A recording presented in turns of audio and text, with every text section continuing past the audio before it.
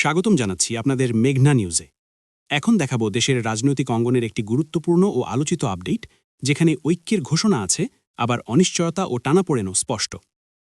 দেশের ইসলামী রাজনীতিতে নতুন করে আলোচনার জন্ম দিয়েছে ইসলামী আন্দোলন বাংলাদেশ, বাংলাদেশ জামায়াতে ইসলামী সহ আরও 10টি রাজনৈতিক দলের মধ্যে আসন সমঝোতার উদ্যোগ। সর্বশেষ সিদ্ধান্ত অনুযায়ী ইসলামী আন্দোলন বাংলাদেশের জন্য 50টি আসন ফাঁকা রেখে বাকি 250টি আসনে সমঝোতায় পৌঁছেছে জামায়াত সহ 10টি দল। এই জোটের নাম দেওয়া হয়েছে 11 দলীয় নির্বাচনী ঐক্য।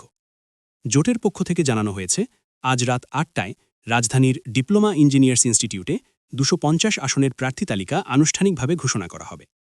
এই সমঝোতার আওতায় ইসলামী আন্দোলন বাংলাদেশকে রাখতে আলোচনার দায়িত্ব দেওয়া হয়েছে মামুনুল হককে, যিনি বাংলাদেশ খেলাফত মজলিসের আমির। এর আগে আজ বৃহস্পতিবার বেলা 11:30টার দিকে রাজধানীর মগবাজারে জামায়াতে ইসলামীর কেন্দ্রীয় কার্যালয়ে জামায়াতসহ 10 দলের শীর্ষ নেতারা বৈঠকে বসেন। বৈঠকের মূল আলোচ্য বিষয় ছিল কোন দল কতটি আসন পাবে।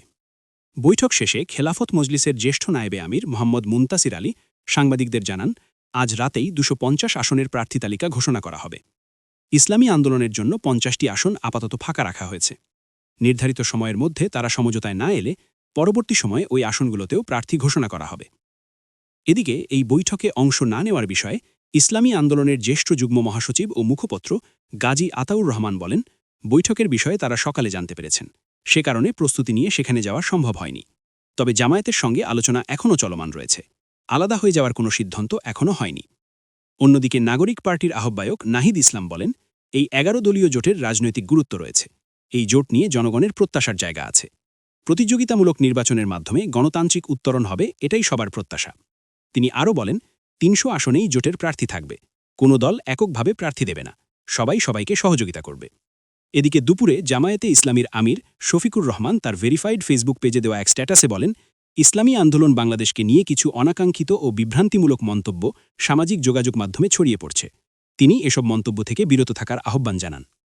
অন্যদিকে ইসলামী আন্দোলন বাংলাদেশ এক সংবাদ বিজ্ঞপ্তিতে জানিয়েছে, সমঝোতা নিয়ে কিছুটা অস্বস্তি তৈরি হলেও চূড়ান্ত সিদ্ধান্ত জানানোর সময় এখনও আসেনি।